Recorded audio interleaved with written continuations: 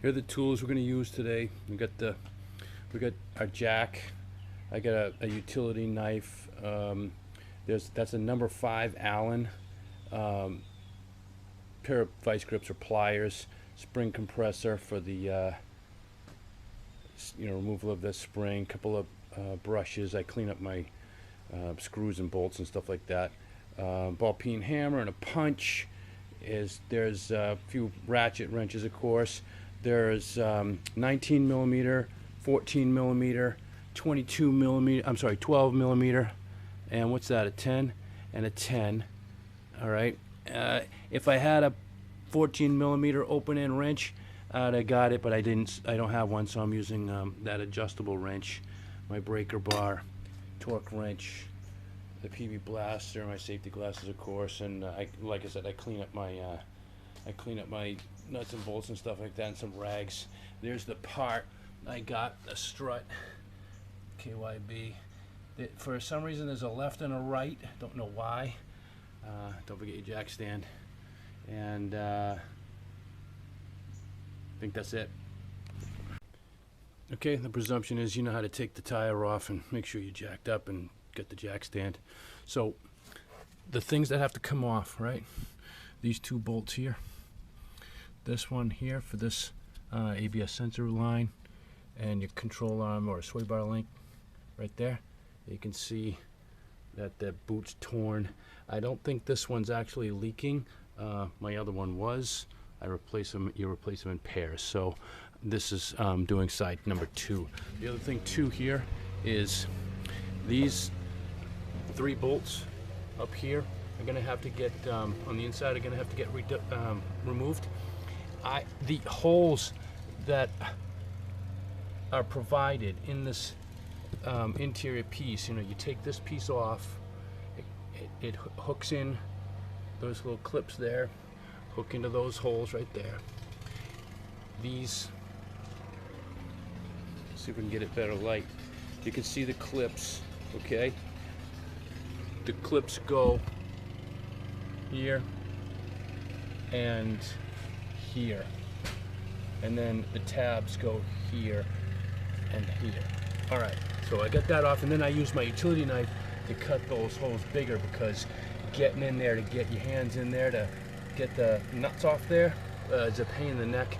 I'm sure that if this is a reasonably easy panel to take off, that's probably better, because I dropped one nut down in, and now it's in the wheel well somewhere. I don't know where it is, and it's behind all this stuff. I'm not ready to take all that apart right now today, so whatever. So that's what you got to do. I get some WD or PB blaster on these things. You got to take those off. Once you get that off, you can take off the bolts in the inside, and it just comes out. So let's get on it. Okay, almost forgot that brake line. That's got to come free back there. That's got to come free. Okay, so this one's up. That one's out. That's the 10 millimeter. I got a pair of pliers, vice grips, right, to get this thing off my other side. This thing just comes right off of here. I don't know if I'm gonna need it on this one, but yeah.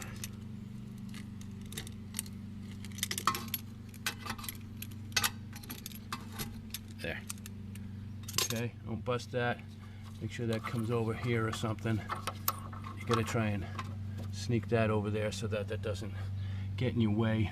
And then this thing, this brake line here, that's a so there's a fixed nut in the back there, and a fixed nut on the back of this one too. You'll see it on your new strut. Now right here, I'm gonna just take my badass breaker bar and put that on here, and then break that free. Just don't be afraid of it. I'm gonna have to get this side here done too. I mean, hold on to that one, but we'll see. These were 19s. They come up pretty easy. This is a 12 millimeter back here. That came off pretty easy. This is the trick, okay? You gotta get the Allen key into here. That's that number 5. And this is a 14 millimeter. And you gotta hold the that key while you twist this. Now, the trick is that that's all rusty and old and gonna potentially strip out. So I took the hammer and pounded that in a little bit to give it a good grip, and then I'm gonna, give it a go and hope that comes off. It's a tough one, and that'll be it for down here. Now you gotta pound these out. That's what I got, the punch for. Eventually, I'll go like that, and then that'll pop out. This thing will come out. I use the floor jack to lift this up, the whole assembly up, and that'll free up the this to come out much more easily. But well, anyway, first things first, get this out. Okay, that thing is coming off a piece of cake, no problem. I'm just gonna keep after it. One thing I would definitely recommend is brushing that with a wire brush, the end of it, so that all that gunk isn't getting trapped as you pull it out. The clamp is now attached, right? There's one on the top, one on the bottom. Okay, you want to try and get those to be opposite each other. Now, one thing to be clear about, these things, I got this from Advance Auto. They're great. They for whatever it is, 65 bucks, I borrow it and then I get my 65 bucks back. But check these things out. First, make sure you oil this thing. And also, this thing was missing a washer right here. I put this washer on. I added it. It's on here. Clear that one, comes with it. Get this thing in the light. Okay. That washer was missing. I added that one. It's all I had that would fit that thing, but it's doing the trick. So I'm just saying, I don't know what the guy before me was doing with this thing. I don't know how well they check it all out. Just check out the tools before you use them. Anyway, so now I'm going to continue to tighten this down using, a socket and a whatever. This one is, oops, just tighten it down slowly but surely. Just keep tightening it. I'm gonna get a ratchet on this side, but you get the idea. Just tighten it down, and this thing's gonna tighten up. And what you want to be doing is looking right here to see that that loosens up. Once that loosens up and you've got no more tension, then you can take that off. Okay? Once that's off, the whole thing comes out. You get this whole, everything comes apart. And don't forget, that's the other part. Okay? And this is a, shoot, I forget who I got this from, but it seems like pretty good rubber on here. There's a lot of complaints from other manufacturers about that rubber being cheap plastic. This is rubber. It's good. Seems good anyway. All right, I'm ready to pull this thing apart. It's loose. Now, one thing I want to point out. Okay, by the way, this is made by Mevotech. And it seems to be a pretty decent quality. I guess we'll find out after a couple of years, but whatever. It lines up right. Okay, no problem. That's going to end up going on like that. So how about the spring? So you got to kind of watch how the spring lays in. The spring's got this rubber thing that you're going to reuse. There's also a bumper in here that I'm going to reuse. I didn't buy a new one. I thought this thing came with it, but it doesn't. Anyway, it'll be fine. So this gasket or thing sits in there. You're going to reuse this, so you just got to recognize that the end of the spring goes there, and then this thing, these two, you got to kind of look at where these line up in comparison to everything else, and as long as you get that lined up well and these lined up well, then it should be reasonably close. There's a lot of rubber parts in here, so you do get some play when you're trying to twist it back in. So don't be too worried about it, but do as best you can to line it up.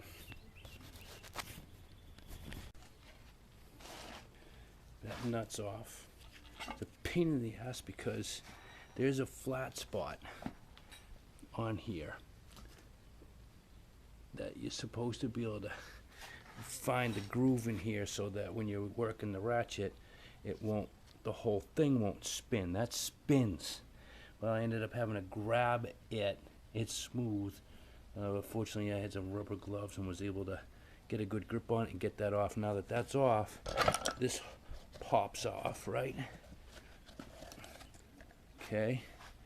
And this whole thing is going to come up off of here. Now that's a compressed spring, so you got to be careful about that.